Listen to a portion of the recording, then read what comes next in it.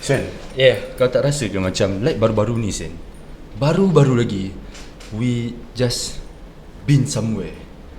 Baru-baru ni like hardly a university Yes. hardly a university bring their student to another country. Faham tak? Understand. So kalau kita bagi sedikit macam contoh apa actual lah benda dekat mana lah kita pergi, which is kita orang pergi Port of Kuala Tanjung dekat Medan. Betul. So at first kan bagi aku macam kenapa aku excited gila pergi Port Kuala Tanjung ni. First thing first, aku memang pernah dengar daripada lecturer aku yang Port Kuala Tanjung ni ada automation, which is almost dia punya container yard tu automated. So benda tu aku macam oh damn. Lepas tu aku macam benda ni finally macam apa yang Halil ajar sangat aku boleh nampak depan-depan. Cakap pasal Halil.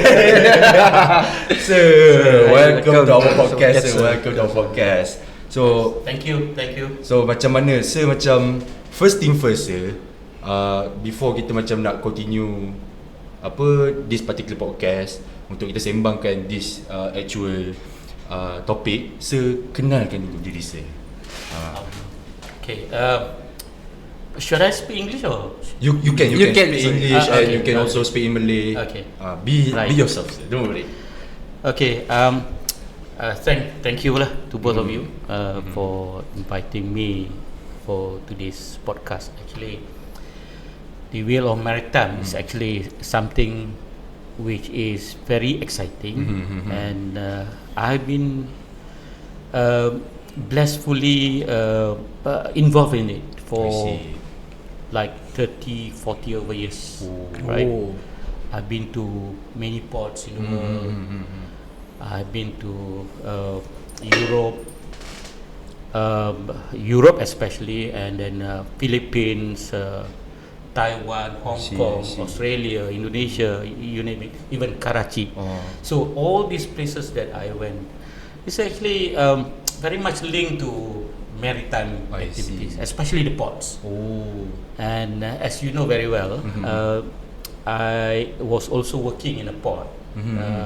When I started my career back then, I joined the port actually. You joined the port? I joined the port, yes. In sometime in 1984. In the still 80s. 1980s. I joined the port. Pretty early kan? Yeah. Pretty early. So I joined the port, and thereafter, I mean, I was lucky in the sense that I was given a lot of chances to be really exposed. In fact, to the extent that I pernah naik kapal pun. So you know, from your port, I naik kapal sampai ke Taiwan. Not also inshore but offshore. Yes, offshore. But that was just a kind of a exposure. I see. Bukanlah actually I was a sailor or anything like that. But it was just an exposure for me. So with all those experience and exposures, I find that I began to be, you know, I like this so-called maritime world. I really love it, you know. Even though as an individual, I am not that close to laut. Meaning I don't normally go to laut, you know. Naik sampan, berciau, mancing, you know, all those things. I was not. I was never that kind of a person. I see. But laut has always been the canvas in front of me. If you know what I mean. Yes. It's the canvas in front of me, you know. So I can get to see I can feel the weather, I can feel the breeze, you know, I can even the wind, you know, and sometimes I even taste the air laut tu, you know, mercik. Yes, betul. So I find it somehow a very interesting experience. I see. So thereafter, I never really went out of that maritime industry. Never. Once you enter it, you never went out. I never went out. I see. The only thing is that, okay, I was in the port. All right, I was in logistics, but they are all pretty much related. Yes. In yacht building, in what do you call this, in freight forwarding, shipping even. Yes. So not necessarily in the same company, but generally in a maritime industry. So basically that's what I am. So very like, kalau kita dengar sendiri from what we have heard, the viewers heard, me and Nisan heard. Me and Nisan personally, I really and actually know already who is Halil. Yes. Even though, but personally, everything that when it comes to privacy or personal, of course, kita tak tahulah. But as a professional matters in the maritime industry, we are really know kenapa macam you are invited here. That is the reason why. So the reason kenapa macam kita jemput kat sini, macam majority of the maritime maritime ataupun even the logistics subject or modules here in this particular universities, many been taught by you yourself. So benda yang paling macam first thing first, macam kita kena guna Halil ni, kita kena ajak Halil ni to this podcast untuk bagi share his experience ataupun knowledge. Tapi macam aku nak sembang apa? To be honest with you sir, macam Sen, kita nak bawa Halil ni sembang apa? Maksudnya kena be very heavy topic supaya people macam this is maritime. Bawa faham. So fikir ni and suddenly macam baru teringat apa saya cakap when dekat Port Kuala Tanjung. If saya cakap dengan apa nama park tu, ingat tak Sen? Berlawan. Yang dekat port tu, yang the manager himself dia kan saya cakap kan like Port Kuala Tanjung ni has really big potential that it might be the king at the Strait of Melaka. Yes. So macam why this particular port can be the king of Strait Melaka. Tapi before we go to that deep, kenapa Port of Kuala Tanjung, it can be very political, very economic and everything. Let's talk dulu pasal the Strait of Melaka. And today, ladies and gentlemen, for today episode kita akan sembang pasal Malaysia. Bertuah ada Selat Melaka ni that will be terangkan, explain very detailed by the Halil himself. So sir, so before we go into diving into deeper about why Malaysia is lucky for having Strait of Melaka, so I'm sure viewers out there are young adults and some of you guys are not in the maritime industry. So what is maritime? What is the word maritime is? So sir, can you give us not just a brief but a layman understanding of what is maritime actually? Okay, when we speak of maritime, we are talking and we are looking at economic perspective. I see. Okay. All right. First of all, we are looking at economic perspective, right? So, economic perspective within the context of the sea, the ocean. So anything that is economics in nature, right? For example, shipping, fishing, right? What do you call this?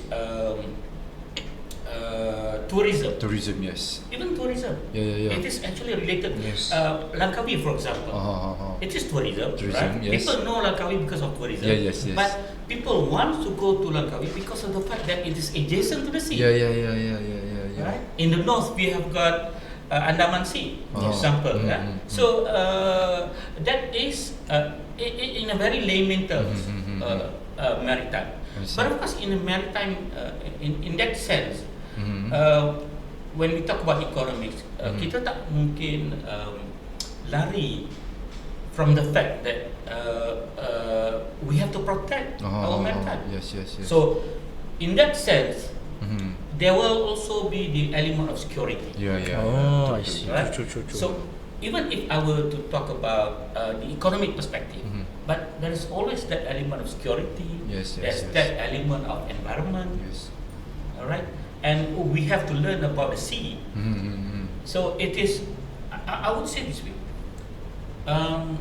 Tak mungkin kita mengurus maritime economies kita atau blue economy, without really knowing what the sea is. Betul.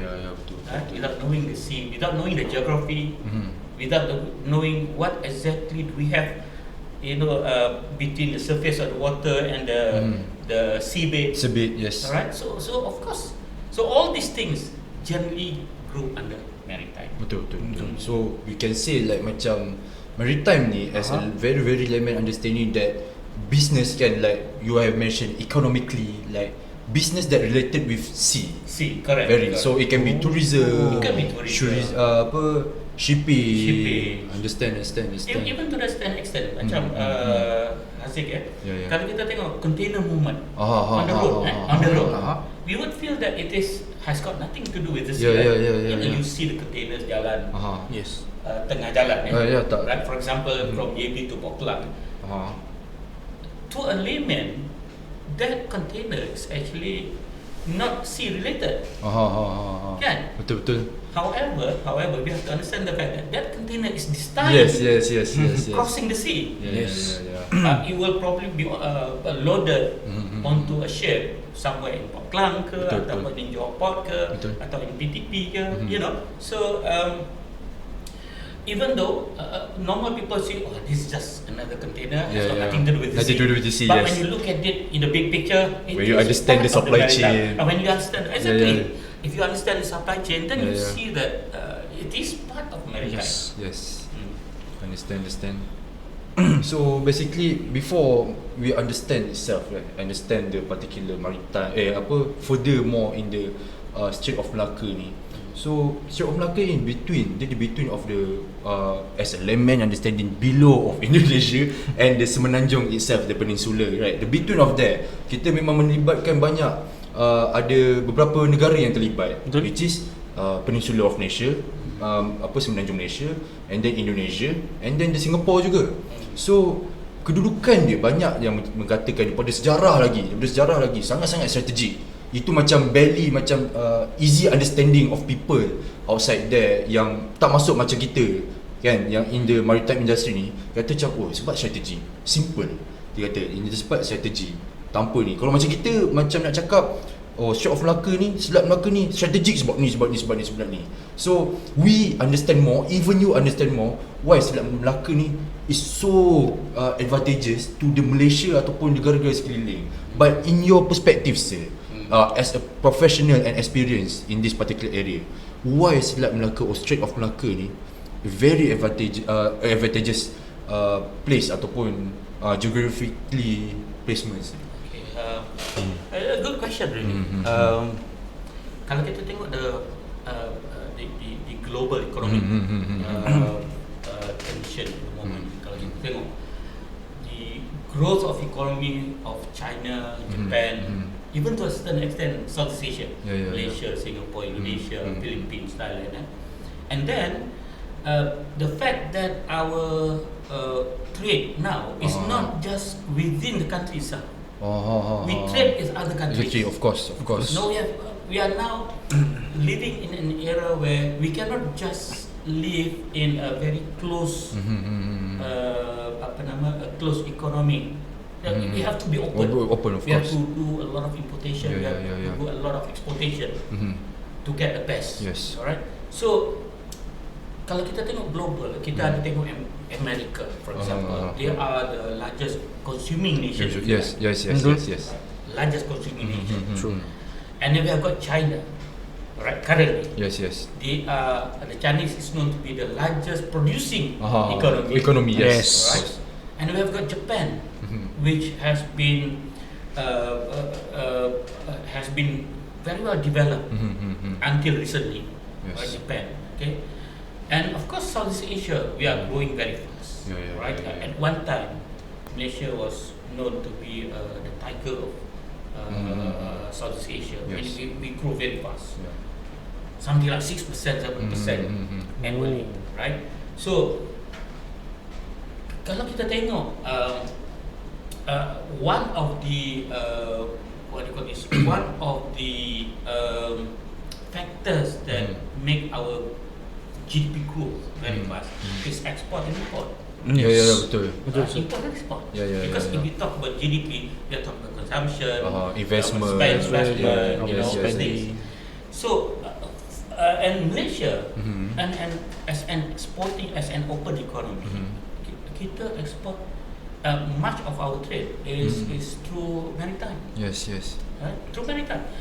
If I'm not mistaken, latest data that I have got is something like 96 point something % of our external trade is via the sea. Yeah. 96%. 96, That's a lot. Yes, That's a lot. That's Only a lot. 4%. Only for The balance Outside of the is, yeah. The balance is on the road, Yeah, using truck or aircraft. aviation, Yeah. but the rest are all practically over the Over the sea. ocean, Yeah, right? yeah. So if you talk about over the ocean, we have no choice but to look at on the left side, on the east and the west. On the western Semenanjung, we have got Selat Melaka. Yes. That is our gateway Betul. to the international market. Yes. On the eastern coast, we have got Laut Cina Selatan. Laut Cina Selatan. So either way, if we want to trade with the world, we have to export through the west, Yeah. which is probably Port Klang, PTP, Yeah. Penang Port, or from the east, Yes. Kuantan Port, Johor Port. Port, right? Penang. Kemaman, Kemaman. alright, and then Sabah Sarawak, Betul. alright. So that is why having the sea around us is critical to our Yeah. Number one, 90, what do you call it, how much did I say just now? About 95-96% of our yes. trade is Come from the sea. Come from the sea, Of course. Number two, we are practically surrounded by the sea. Yes. So that's how important both. In fact, I'm not just saying Straits of Malacca, but also both Yes. Straits of Malacca Good, as South China Sea. South China It's Sea. very important to us. Yeah. And our trading partner, right, not just within Southeast Asia. Yeah. Our trading partner is China. We are China. importing a lot from China.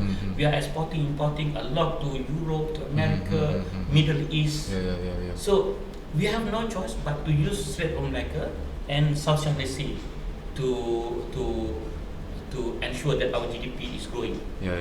Right? Agree. So that is basically, in a nutshell, why Strait of Malacca is very important to us. Yeah. Very important. But anything that you want to ask? Listen. So, sir, that's the saying says, in 1,000 of apples, there must be 1 or 2 are rotten, right? Yeah. So, with this context, you have spoken there are a lot of advantages of Selat Melaka, but in your perspective also as a professional in this industry, can you unveil some or any disadvantages of Selat Melaka?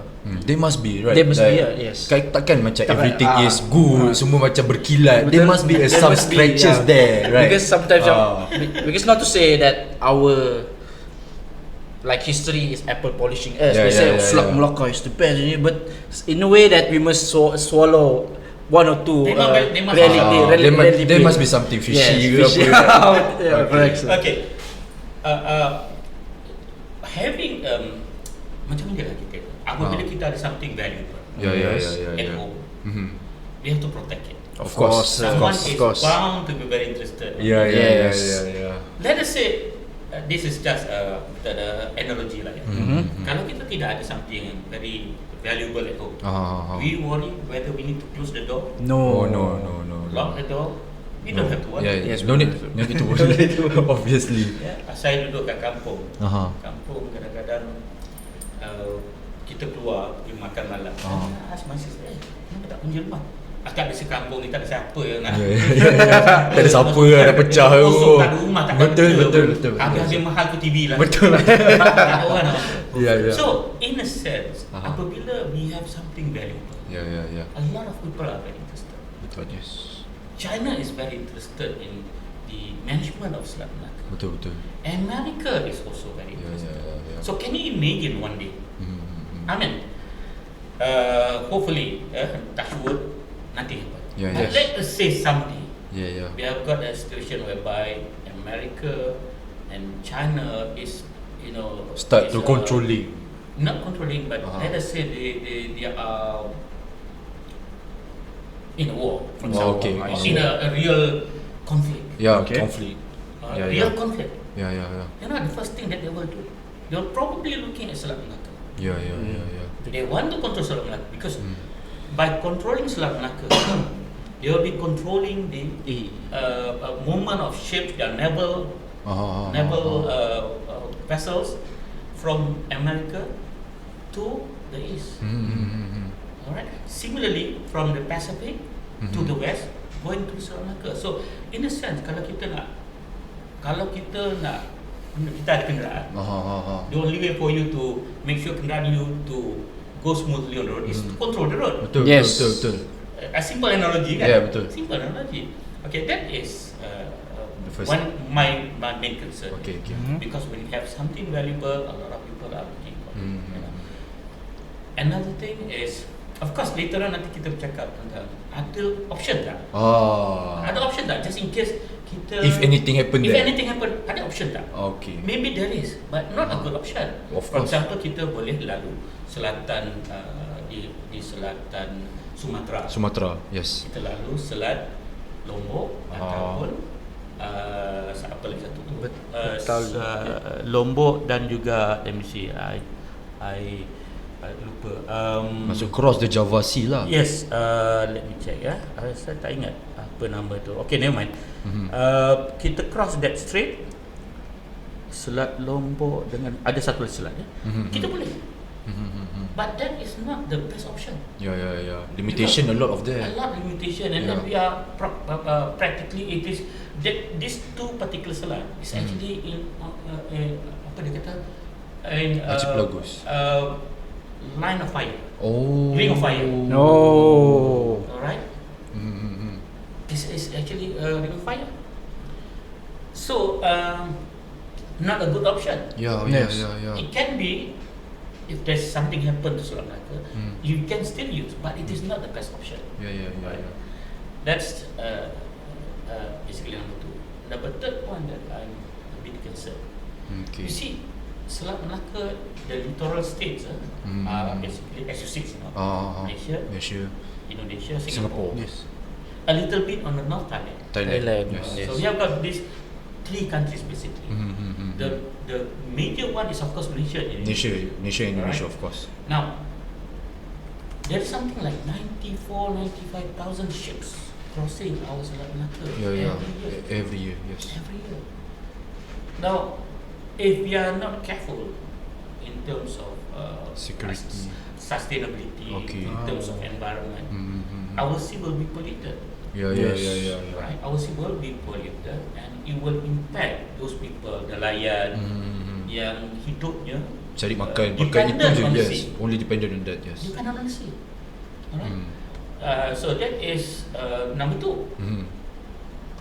With 94,000. Yeah. You tak cuma 94,000 today. Yeah. In the future, In the future, kita 10, tak tahu 20 berapa years, banyak kita kan. tak tahu. Yeah. Right? For example, I used to tell my student, for example, we have got Port of Kuala Tanjung investing quite hugely. We have got Singapore Plus investing hugely. We have got even Portland to a certain extent. They were talking about development of Pulau Keri with something like 35,000. Pulau Keri is a good topic to talk. Very a good topic 30 to to talk. 35 million. Yeah. Collectively, how many million kilos is that? Yeah. And then recently, I was made to understand even pelabuhan Tanjung Priok, Okay. they are developing. And their capacity is going to be double what they are doing now. See. Right? So now, beside the issue of environment, you got the issue of accident. Kalau ada clash between America and China and so on and so forth. Beside all those things, Malaysia. Let's look at Malaysia. Sifat manusia ni kita tambah kan? Yeah. Itu yang very hard Bila to kita control. tengok kapal baru masuk, Yeah. why don't we build more ports? Yeah. Yes. Why don't we build more ports? Why don't we build more roads? Why don't we build this? Why don't we jump into logistic wholeheartedly and so on? Yeah. Of course, Malaysia ni space kita banyak lagi. Yeah. At one time, I remember Tun M pernah kata, we can Malaysia can have a capacity up to 75 million population. Fine. Tetapi my main concern is of course apabila terlalu banyak massive utilization of sea, Betul. we worry. Yes. We worry there'll be a lot of we will be losing our forests. Yeah. We will be seeing bangunan-bangunan tinggi, high-rise, but you'll be losing the greeneries. Yes, sir. When there a lot of environment that have been polluted, the wave also cannot be controlled. Kan? Exactly. Yeah. We heard the case of tsunami. Yes. Tsunami itu salah satu sebab there were so many casualties is because we lost our mangrove swamps. Yeah.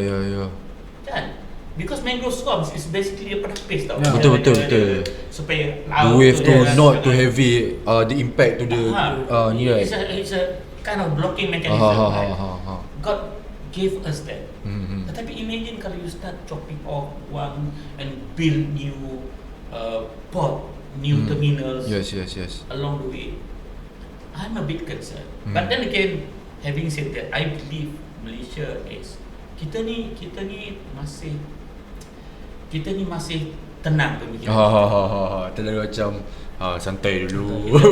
Look cool. Yeah. Let's look at the advantage, the disadvantage. Kita ni tidak terlalu tamak. Bangsa kita ni tidak terlalu tamak. So in a sense, that is my concern, right? Understand. About Selat Melaka. So this we don't like to talk about many politic issue lah, but we have learned in the class that there are some we learn what yang best ni maritime ni kan. Kita belajar wishbone trade lah, apalah ship operation management, but last semester we have learned ship operation management, right? So we have talked about piracy, and when we talk about piracy we have learned a lot of articles and even section that to prevent, and all the states that rectified together how to prevent and give the cooperation to take this particular job supaya piracy ni menurun. But the interesting part is that me and Nisa still remember about the two hotspot of piracy, which the Horn of Africa, and one of it is here.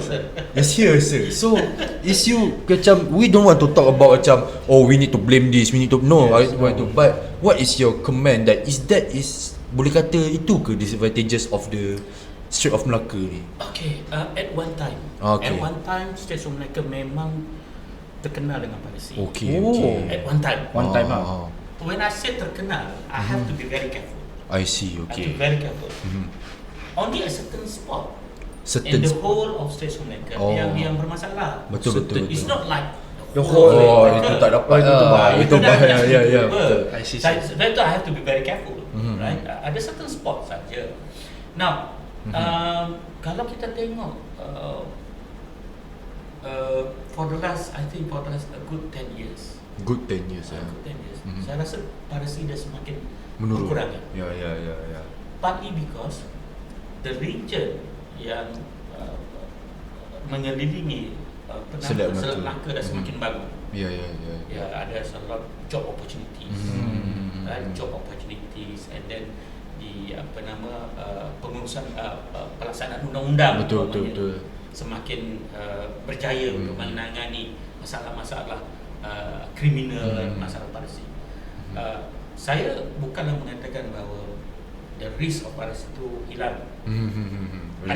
Risk never be eliminated, right? It can never be eliminated.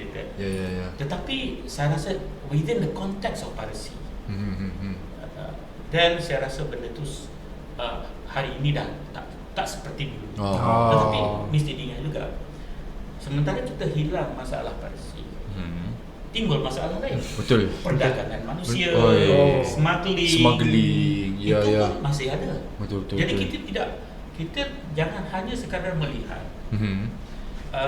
masalah piracy. Faham. Apabila selesai masalah piracy, ada pula Masalah lain. Ya. yang timbul ya. Jadi masalah ni saya rasa tidak akan easily to stop lah. Dia takkan suddenly vanish lah. Tidak. It's not suddenly. Dia akan biasa timbul tenggelam. I'm very agree with what you have said lah, because when come it's actually a problem. Human are very creative and very complex, Exactly. and coming to the picture with some solution. But this is a world that full of tests. When you provide some solution to this particular problem, there must be another test that God give it to you. So the advancement itself, kita dah selesaikan satu masalah ni. okay, kita dengan menyelesaikan satu masalah ni dengan menggunakan satu solution. And then obviously dengan solution tu tersebut, sebabkan kita ni is not a perfect human, there must be a loophole. Betul tak? So let's say untuk mengurangkan this particular piracy problem kat dalam Malaysia ni, we establish a lot of organisation, MMEA. Bukan Malaysia saja, kita ada juga daripada Indonesian and Singaporean and even the Thailand. Obviously they do something. But when a law that made from a human, the loophole is there. So betul lah, saya memang sangat setuju yang the risk, bila kita belajar risk management pun, obviously risk cannot be eliminated, of course. But kita dah sembang at the first pasal the advantages, and then kita tengok juga sedikit loophole yang ada dekat dalam Strait of Melaka ni. But saya masih tengyang-nyang I'm very believe that what yang kita duduk atas meja kopi dekat Port of Kuala Tanjung, yang how you talk with that particular Mas, yang macam okay Mas, you need to hear this, that this is the actual potential of this port. Kenapa that particular port ada potential tu? Mesti sebab the potential of the Strait Melaka itself.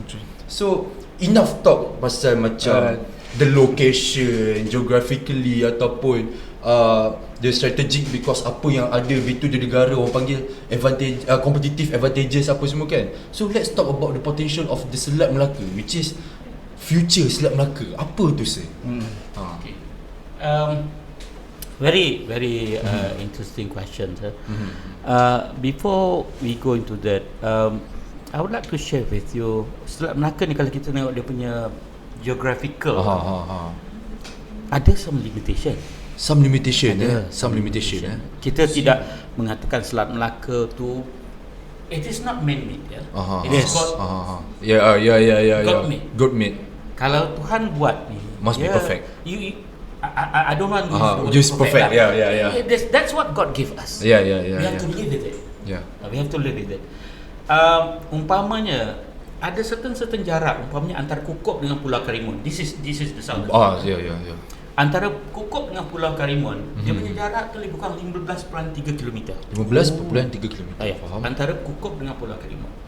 And then utara sikit, another slightly narrow part of Selat Melaka is antara Port Dickson dengan Pulau Rupat. This is about 36.5 kilometers. Oh, very thorough information that you have prepared. This is 36.5 kilometers. Okay. So, kalau kita tengok Selat Melaka as a choke point, okay, within Selat Melaka pun ada choke point. This is interesting. Within Selat Melaka pun ada choke point. Kita selalu mengatakan bahawa Selat Melaka is a choke point. Yes. Okay. Tetapi within Selat Melaka pun ada choke point. Macam saya katakan tadi, antara Kukup dengan Pulau Karimun 15.3 km. Antara Port Dickson dengan Pulau Rupat 36 km. Within that pula ada kawasan-kawasan yang lebih dalam daripada yang selain. Kapal lalu lalang. Betul. Both way. Jadi macam mana you nak urus kapal lalu lalang ni? Betul. So let me see. Jadi benda-benda tu perlu dipertimbangkan. Dalam hal ini, it is interesting, Malaysia bekerjasama dengan Indonesia, bekerjasama dengan Singapore. Kita create what we call let me see the term is let me see, just give me a minute. Okay, take your time, sir. Take your time. I suddenly somehow forget the term. Alright. Okay. Just give me what we call traffic separation scheme. Traffic separation scheme. Traffic separation scheme.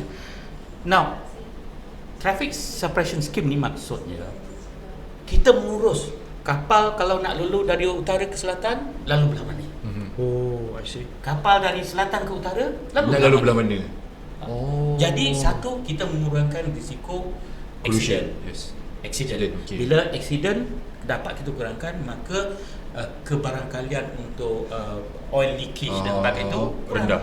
Maka risiko untuk merosakkan alam sekitar pun kurang. Betul. Okay.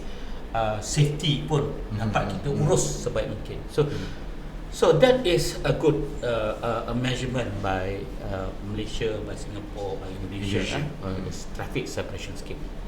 Now, back to persoalan The potential of street the Melaka. potential of Selat Melaka.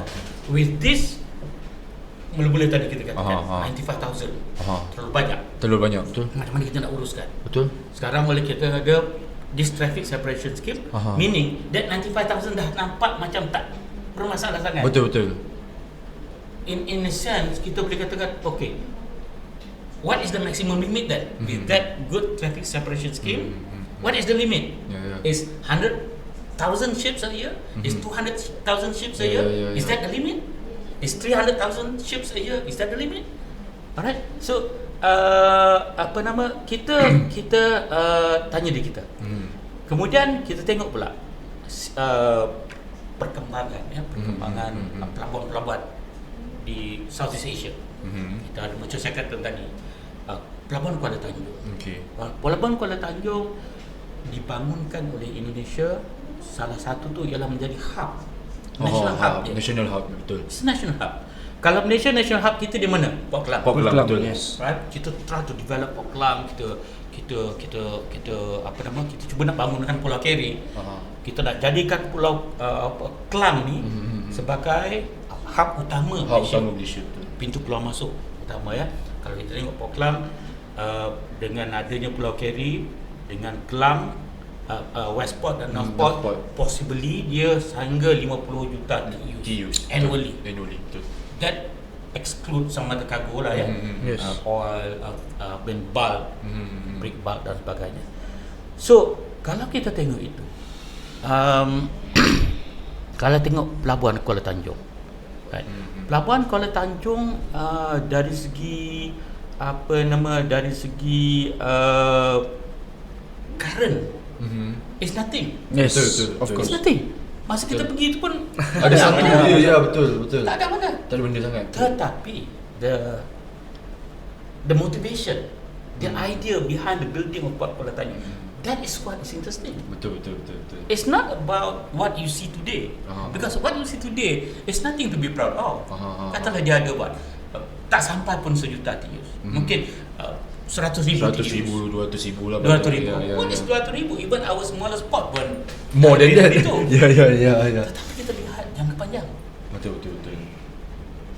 Kerana pelabuhan Kuala Tanjung ni jangka panjang, dia sasarkan dia punya kapasiti up to 60 million TEUs. Itu dong target Sasaran tu. It means that laut tu cukup dalam. Betul. Alright, cukup besar. Laluan pun besar. Ya. Alright, and it is well secluded. Is secluded from waves, ribut, taupan dan sebagainya. And they are preparing that for future. 60 million TEUs. 60 million. Now, very crazy. put it this way. I'm always, this is mind-boggling to me. Okay. Kalau pelabuhan Kuala Tanjung 60 million TEUs. Okay. Kalau kita katakan Tanjung Priok another 20 million. 20 million TEUs. Together are 80 million TEUs. Ya. Crazy, bro. That's Indonesia alone. Ya. So meaning kalau with that and plus nanti kita ada tuas. Ya. 55 juta, 60 juta TEUs annually. Plus kita Port Klang. Adakah jumlah kapal yang lalu dalam Selat Melaka tu masih remain 90,000? Oh, even more, sir. It could be Even more. I have no idea how many more. It could be just additional 20%. It could be just additional 10%. maybe even 100%. Oh, can be. We don't know the be. future. Yes. Yeah, because technology akan berkembang dan sebagainya kan. So all these things is really mind-boggling. Ya. Really Very mind-boggling to me. So, tadi kalau kita ingat apa yang saya cakap tadi kan, yang the actual disadvantages, the first one which is when the if the bad thing happen kan, sorry the bad shit happen, for example like the USA and even China ada actual conflict. So bila kita kaitkan that particular tu, that is a risk, which is bila kita, that particular Strait of Melaka ni have that high potential, many countries will obviously want to come to the picture. Obviously. Do you think that? Yeah, I of course no one wants to see that happen. Oh, obviously. Nobody wants to see that happen. But if that happens, it's going to Oh. be catastrophic. Oh. It's going to be catastrophic. Yeah. Right? Sekarang kita tengok China is in terms of in terms of naval power dan sebagainya. Ketenteraan lah, misalnya ketenteraan. They are still way below America. America Really? alone is bigger than all the rest of the world put together. Of course. Alright? So, in that sense, kita tak mahu benda ni berlaku. It's just Of course, unthinkable. Yes. It's just unthinkable. Tapi lah, worst case scenario, katalah berlaku. Okay. What happen if that particular things happens? I think our generation will find ways and means to protect our Selat Melaka ni, to maintain its neutrality. Betul. Neutrality. Yeah. Kau nak bergaduh-gaduh lah tempat lain. Jadi this particular place This area, neutral. please let it be neutral. That is why ASEAN, kita punya philosophy is neutrality. Oh, We are not taking sides. betul. We are not taking sides with USA or Russia or China. We are not. We remain steadfast that we want to be neutral. We don't want to take side.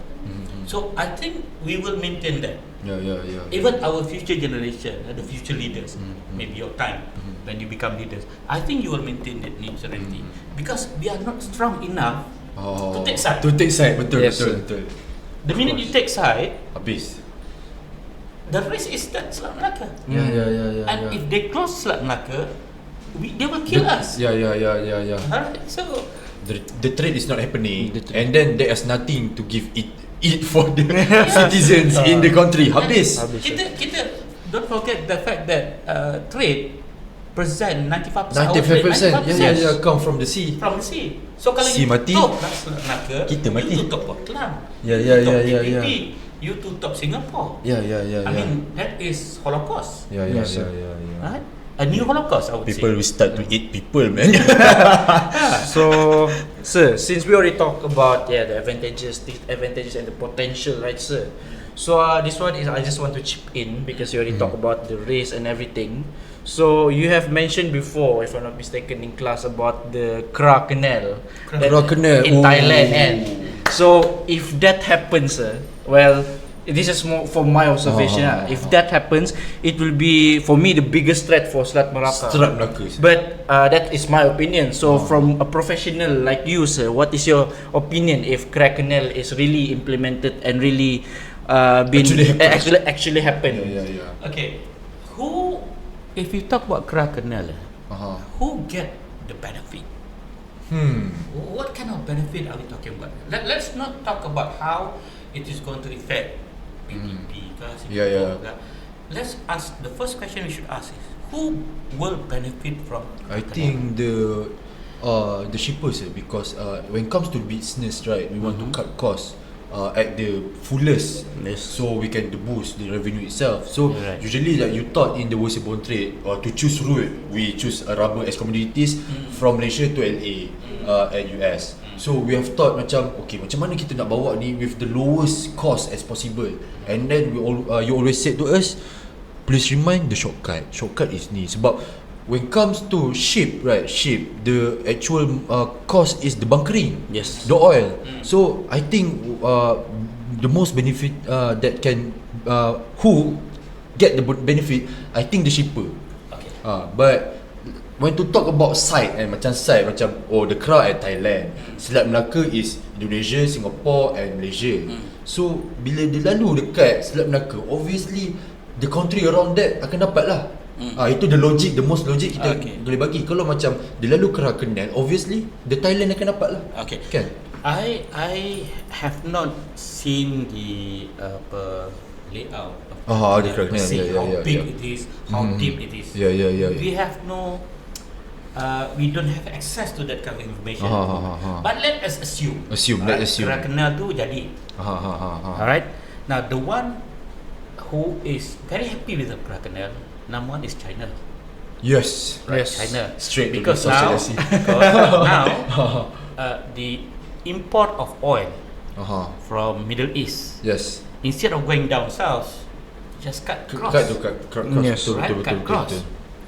So, in that sense, Kerah Canal is very important to oil export, oil import for China, because China, much of they don't have. Maybe they have some oil, but they import a lot of oil. Faham. So, I believe Kerah Canal, number one, will be designed specifically, among other things, to facilitate the import of oil from Middle East to China. Right? That's number one. Number two, let's talk about container, because kalau kita tengok volume in terms of value, containerized cargo, dia punya value kata selesai 70%. Betul. Yes. Of the total international trade, 70%. global maritime, 70% is containerized. But in terms of volume, the global trade now is somewhere about 11 billion tons.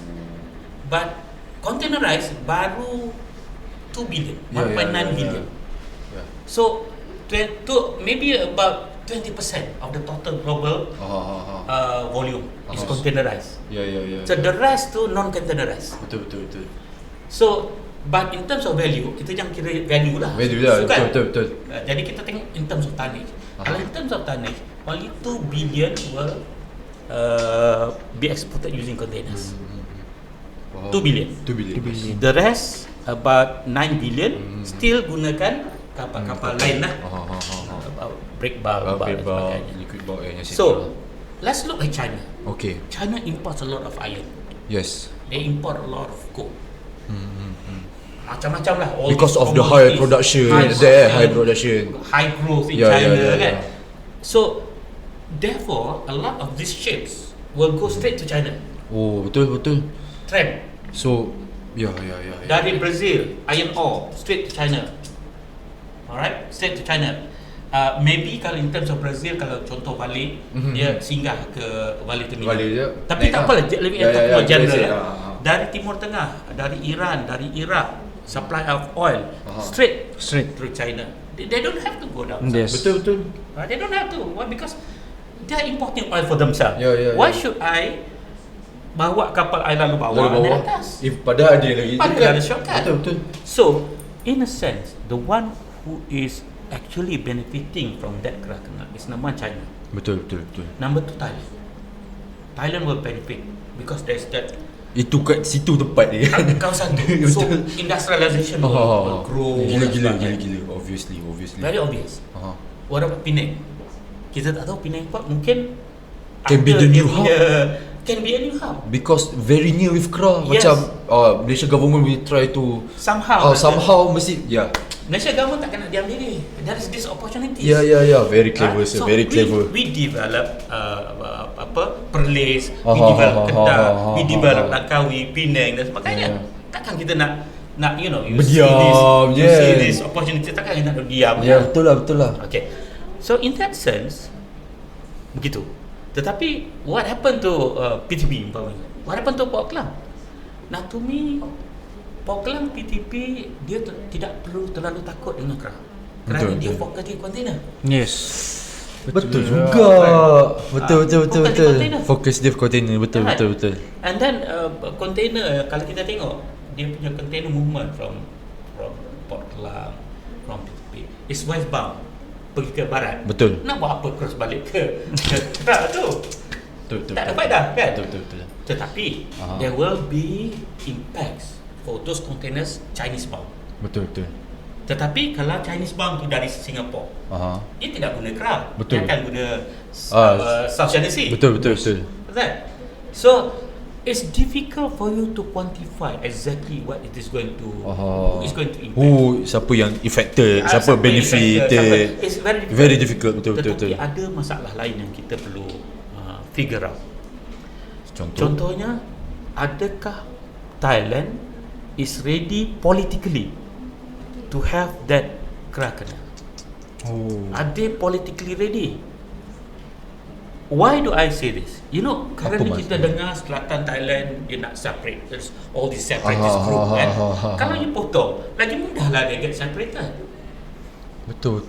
Alright? Sebab dia actually macam benda tu dah thin dah, and then you suddenly potong. Obviously memang nampak separatednya. It's separated Ya, physically. ya. Dulu at least culturally separated. Dari segi agama, dari segi budaya. Tapi yes. now physically pun dah separated. Ya. Lakilah susah. So the question is Thailand willing to take that political risk?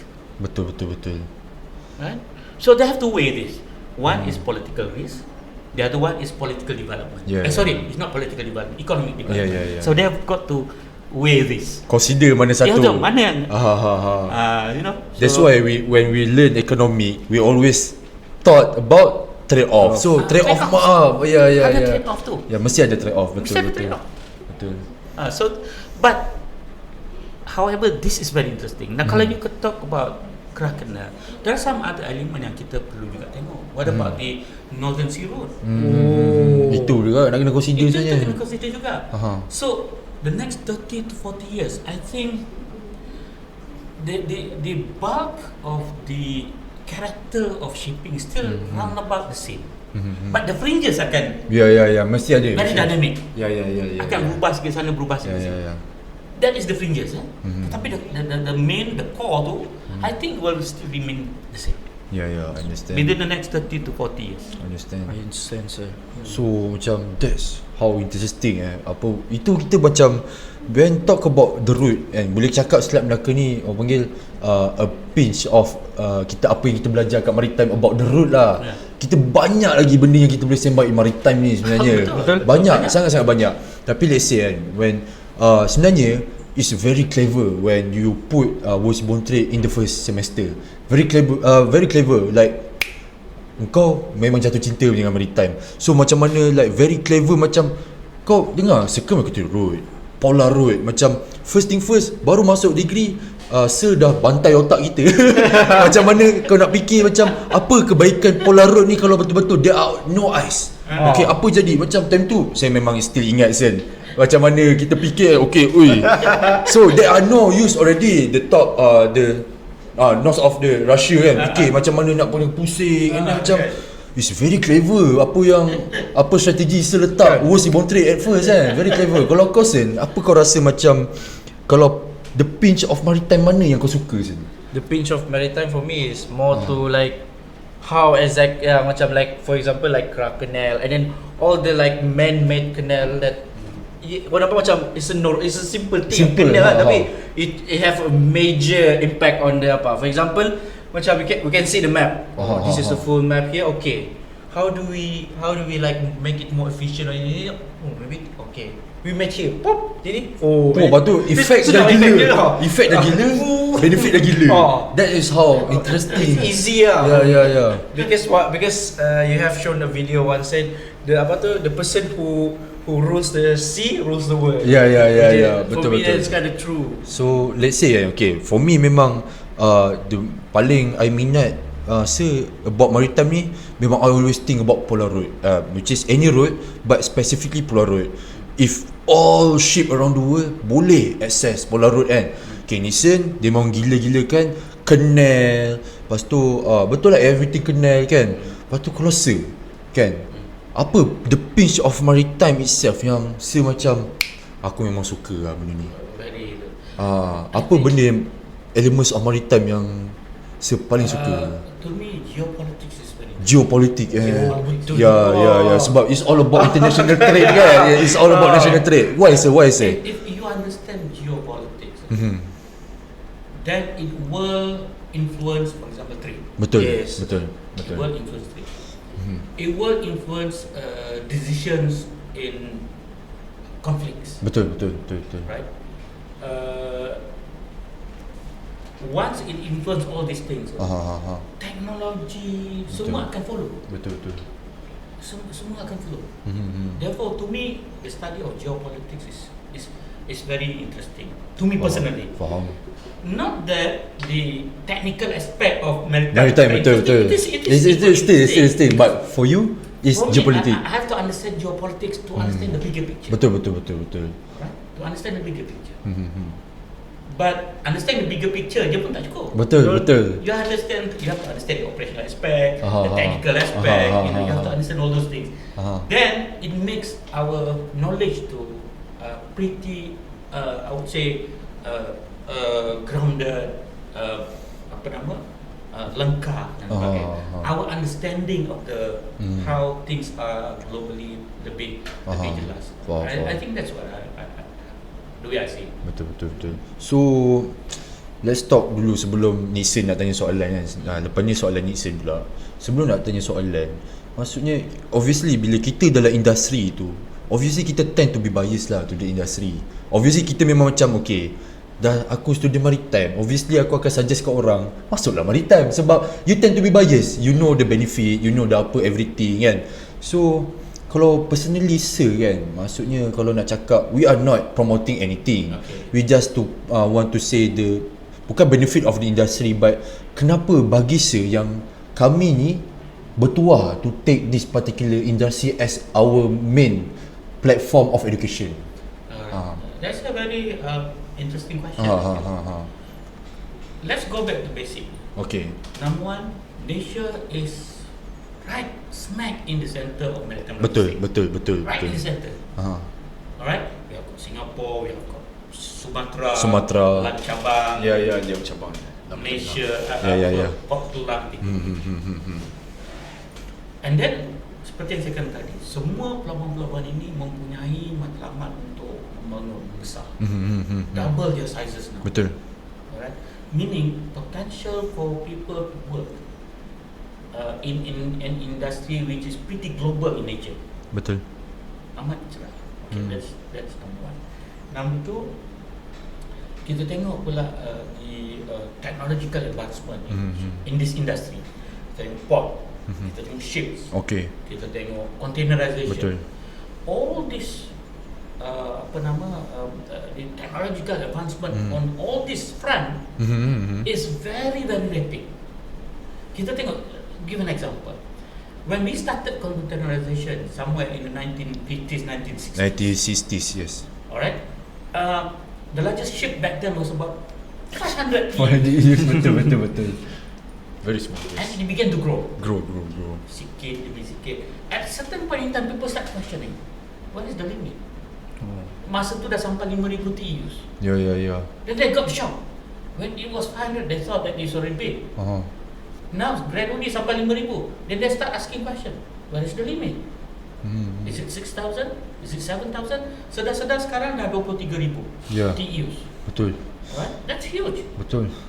Alright, and then the global economic growth, let us say lah on average 3% on average. On average, betul. Boleh kata boleh GDP 3. Ya, betul. Another 20 years down the road, 30 years down the road, multiply by 30-40%. Betul. Itu average saja 3%. Malaysia mungkin lebih, Betul. Indonesia mungkin lebih, India mungkin lebih, China dah tentulah lebih, tapi mungkin akan datang di slow down sikit. Ya. Right? So opportunity for jobs in this industry is huge. Now, does that mean that industry lain, for example construction, does that mean that construction tak berkembang? Of course berkembang, because when you want to build port, there's construction. Betul. Yes. Betul. Right? Betul. You need civil engineers. Betul. We need civil engineers, we need human resource managers, we need accountants. We need them. Semakin membesar pelabuhan, semakin kita memerlukan mereka ni. Tetapi the question is, alangkah baiknya kalau you are an accountant but you understand the context Of maritime. Faham. You understand the context. You may know accounting, tetapi at the end of the day, you hanya belajar accounting yang general, Betul. generic. Of course, selamat. You boleh pergi retail, you pergi hotel, Betul. you boleh pergi construction, everywhere. It's selamat. Tetapi you are not focused. Betul. You are not focused. So let us say someone who learn accounting within the context of maritime, and you go into maritime industry which is growing very fast, very rapid. So the chances of you to get good salary, good remuneration package, good bonuses, traveling is a lot higher than if you were to go, for example, for example, you go to service industry, you go to hotel industry. They are not much. Kita tengok apa yang berlaku pada ketika COVID. Hotel semua tutup. Betul. What happened to kapal? Oh. Berkembang. Memang. No problem. Memang dia orang yang sedap macam tu kan. Kita dengan cerita tak yang ada satu company dapat bonus 50 Betul. That was because Meanwhile everyone are suffering. Everyone has hilang.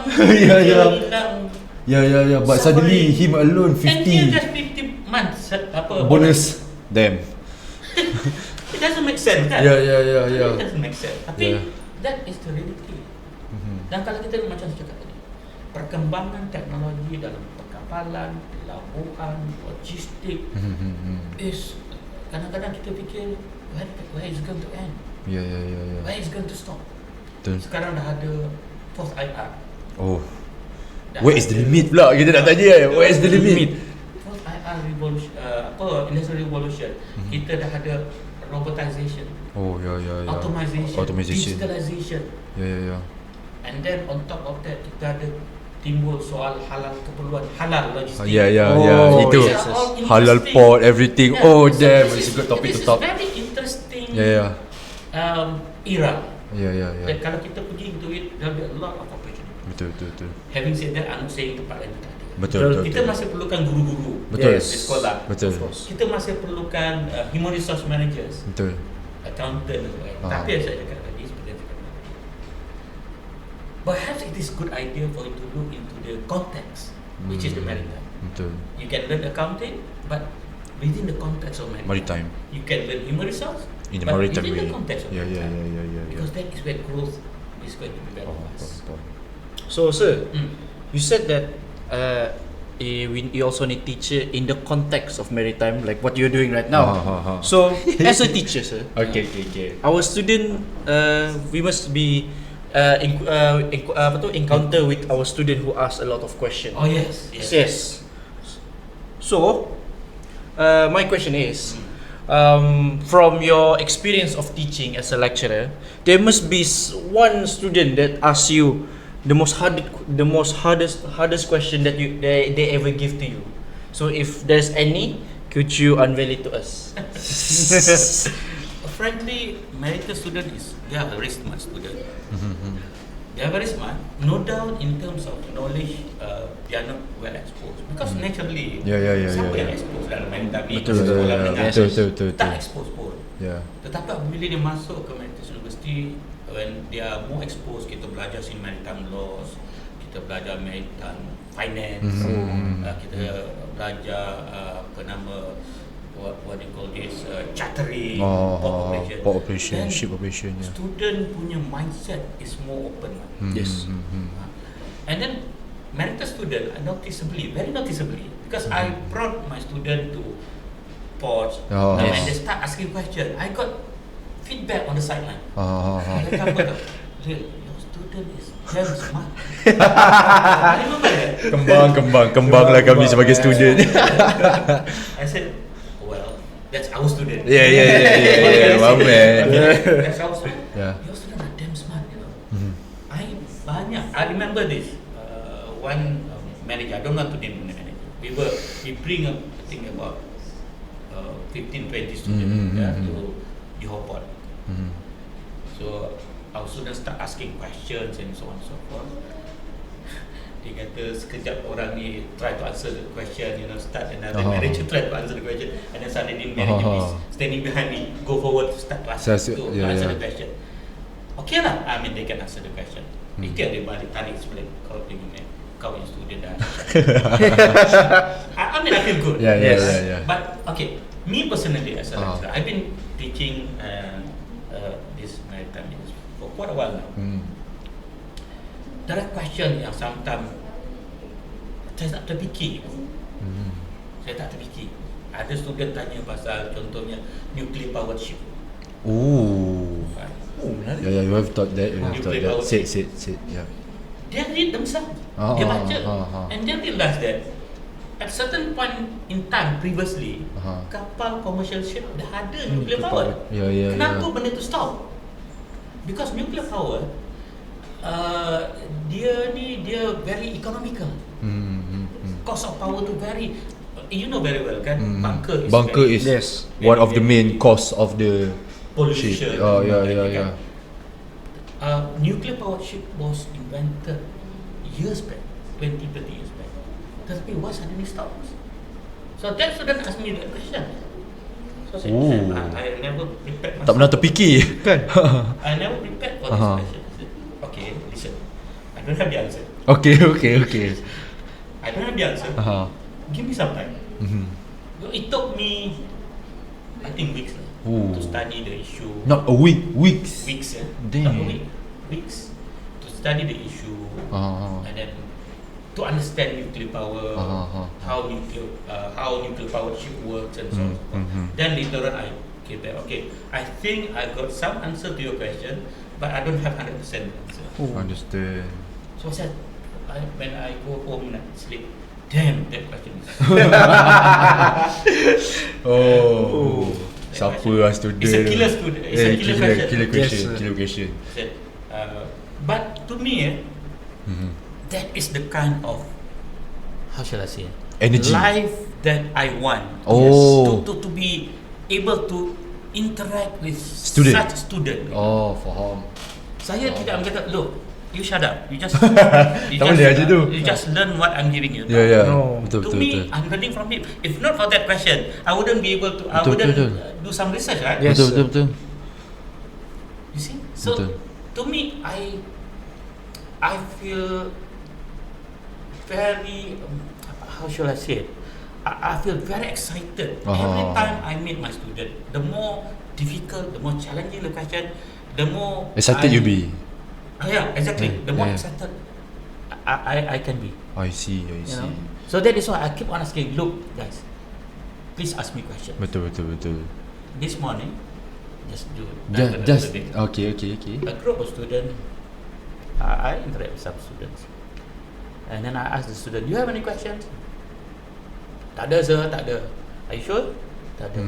You know, when I go home and then I said, life is so boring. Yeah. You're not challenging me. I want you to challenge my knowledge. Alright? It is, to me, it's so boring. Please challenge me. Betul. Memang. And doesn't mean that you challenge me, I tak tahu, then I got range. No. No. In fact, Yeah. I feel very happy. Yeah. I will want the student to come. Let's come over to me. Yeah. Let's continue talking about that topic that you asked me. One of the students is here. Okay. I mean, she is asking me a lot of questions. But not many students is willing to ask questions. Yeah. I Which totally agree. Which to me is not it's not something that I'm looking forward to. Yeah. Every time I go to a class, I always look forward to lively discussion, question and so on. But when I go to a class and nobody asks questions, I say, okay, That's it. balik, and I just sleep off. Yeah. But Nothing to think. it's very true, sir. Very true. Right. If all of you remember, right? Sir might not lah, kan? Because this your syllabus of SPM is very old, but we are very near with SPM, kan? I'm with your batch, Not too long ago, kan? not too long ago. So, if you remember, Sen, in the chapter Form 4 chapter of sejarah, one of the reason why empire of even tamadun bahasa Inggeris apa?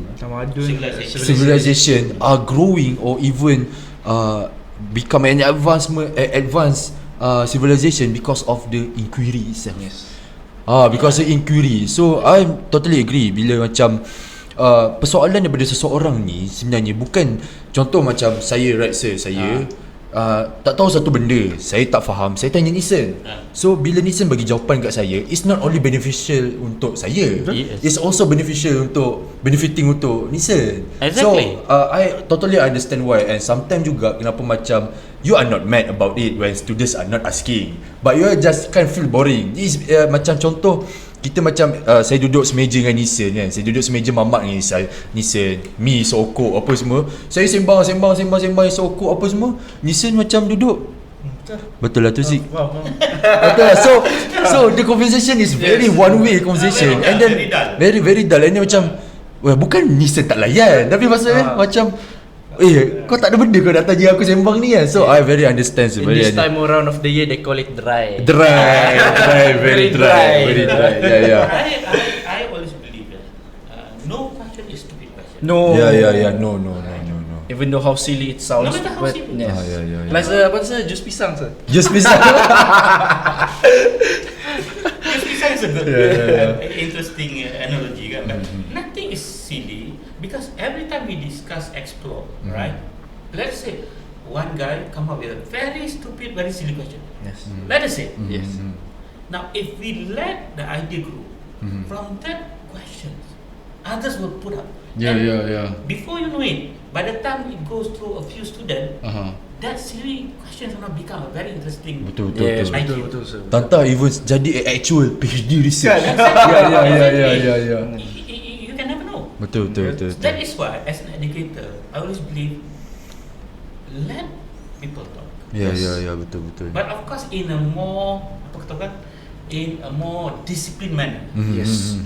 Alright, jangan main cakap, suka cakap, nanti kita tak boleh kontrol. Betul. Tapi kalau cakap, I love to hear, no matter how silly, because believe me, it can be silly, but the minute this guy come up with an idea, rebut that itu, orang ni rebut, penyuruh yang come up with a silly idea pun dia come up with something better. Yes. Dia rebuttal pula orang yang so-called Betul idea tadi. So Betul. at the end of the day, everybody Learn, betul. and not just the student learn, more importantly, I learn. Right? To me, that is a beauty in itself.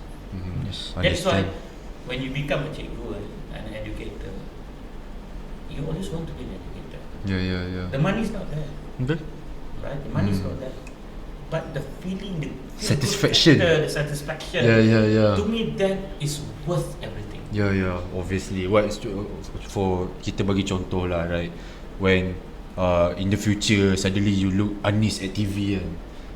As a CEO of PTP, how satisfied are you? Obviously, It is. that is my student. I don't know whether I should share with you. I always tell my wife, someday, on my deathbed, if my kids are not around, it's okay, because I know that they are probably everywhere. They are very busy with their family. But I would love to have my student around me. I understand. That's how I feel.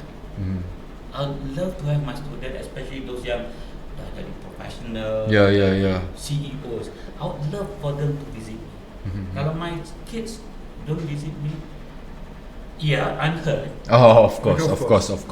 Your blood, your relative. But my kids only 2 of them. Yeah. Maybe few more. But my student, there are hundreds of them. Yes. I'll be very happy if they are around me, one after the other, you know. Yeah. So to me, that is a beauty in itself. Understand. So, when talk about students, right, sir? So we have talked a lot of geopolitics and everything. Let's so focus before we end this particular podcast. We don't have any much of time. About students, sir. I don't care about the aspect of academic or even industry. So, what is your expectation? Right, your expectation towards your students, especially maritime students ni. Not in this particular university, but as general. Maksudnya semua maritime students in Malaysia around the world. Apa yang semacam aspek yang diorang ni akan jadi at least, or macam kalau there is no limitation, right? There is no limitation. People can be gila-gila macam sampai di even billionaire or everything, but orang cakap general or average or even bare minimum ke, apa yang saya expect? I always believe that the search for knowledge must be imparted into students. I see. They love knowledge so much that they even learn not necessarily in class. Outside the class pun dia belajar. Faham. Dia belajar walaupun mereka alone. So that's number one. Number two, I want to see my student to become intellectual. Someday a few of my students will be doing PhDs, masters, PhDs, very specific on maritime. They will become industry leaders, they will become scholars. Dia bawa ummah kita, nama ummah kita, alright, nama negara kita, bangsa kita kan, ke peringkat global. Because that is what we are supposed to be. Betul. Kita balik pada abad ke-16, ketika Melaka, ketika itu orang negara bangsa kita, Tanah Melayu dipandang tinggi, sangat-sangat tinggi. Yes, hebat. Lingua franca. Hebat, right? Tetapi kehebatan ketika itu tak bolehlah disamakan. Sampai sekarang it's a different aspect Jadi, lah to view. Kriteria untuk mengukur kehebatan. Jadi I would love to see student yang output of this university will become scholar, will become intellect, will become professionals, entrepreneur, like Tan Sri Halil himself, right? Become entrepreneur, become millionaires, billionaires. Amin. Right? Become macam like you guys when you started this podcast. I would like to see in the future your podcast is well known. Amin. I would love to see that because our contribution doesn't necessarily mean selling. Betul. Atau pod manager. No, our contribution. This is good contribution. Yeah. Understand. So that is your expectation lah. My expectation. Faham. But we don't have much time currently. But I think even though this is the third episode, right? So I think actually we have been recorded for this is episode ke-7 sebenarnya. Yes. This is the third episode. Obviously, but kita orang sebelum ni we buatlah dulu apa yang boleh record. But what I can say, sir, we can say congrats for being our first guest. But at the same time, congrats also. You are the longest episode that we have been recorded until this particular episode. Yes, we have never talked about this deep. So again kita nak cakap dulu dekat semua orang, kita bukan saja-saja 3 episod keluar serentak dalam satu hari. Kita nak tengok how the actual audience ni tertarik kepada mana. Macam obviously episod 1 kita kenalkan diri dulu kan, as the host ataupun the partner of this podcast. Nixon ni siapa, Haziq ni siapa, kenapa kita buat podcast. So santai gelak-gelak. But when it come to second episode baru-baru ni, kita sembang lah pula santai-santai lagi, macam work hard versus work smart. So kita santai, maksudnya still medium topic, but kita bagi lagi berat today topic. So but currently memang betul lah, bila kita sembang pasal topik yang sedikit berat dengan gelak-gelak, macam seem very fun lah today. So congrats sir. Well, even though kita tak tahu view berapa lagi apa semua, but really congrats and thank you so much. Me and Nissan personally are very appreciate you are coming here as our first guest, and thank you for sharing this much knowledge and input to this particular video lah. But before I end this particular podcast, do you have anything to say? Well, this is, to me, I believe this is a good effort. You have got a role to play. Alright, war-warkanlah tentang industri kita. The further kita reach, the better it is. Betul. The wider, the further kita boleh reach our clients, our audience, the better. Betul. Yes. Because we are the champion of this industry. Alright, our time is over. Now is your time. Betul. Our time mungkin tak banyak system like this, but your time you can reach the world. Betul. Far more than what I could possibly do previously. And thank you very much for your Thank you to sir. Thank you very much for Yeah. your invitation. If someday you still want me to come, Obviously. Kita baru sembang pasal Selat Melaka. Tak sembang pasal Polarut lagi. Kerah kenal tu boleh dalam lagi sembang tu kan. Belum sembang pasal South China Sea. Claims. Belum lagi. So there are many. But again sir, thank you. We don't have much time here. Nak pula the scarce of the location tu kan. So again, thank you. And thank you again sir for today co-host. Kalau korang nak apa-apa je, just tanya kat bawah. Kita akan terus bagi that particular question dekat sir terus, and sir will answer dengan live sekali. Don't forget to subscribe, like. Kita ada kat mana platform ni Zen? We have all platform. We have IG, Facebook, TikTok, X, which is other called Twitter. Okay. And also I think that's all of it. So if you want to if I miss anything, RSS and Spotify. But if you want to be more easy, just go to our Instagram account and hit that link tree. Semua ada. Semua platform lah. If you don't want to miss, nanti kalau saya macam like if I subscribe YouTube, nanti ni RSS senang cerita dia macam Haziq cakap at many times. Tekan je semua, subscribe je semua, biar nanti kalau satu video keluar. So again, thank you Sen for the good outro. Thank you sir. Thank you, sir. We will obviously invite you. Thank you. can wait for the second season, and Let's we will go. obviously invite you. So I'm Haziq. I'm Nixon. Okay, bye bye Bye-bye. everyone.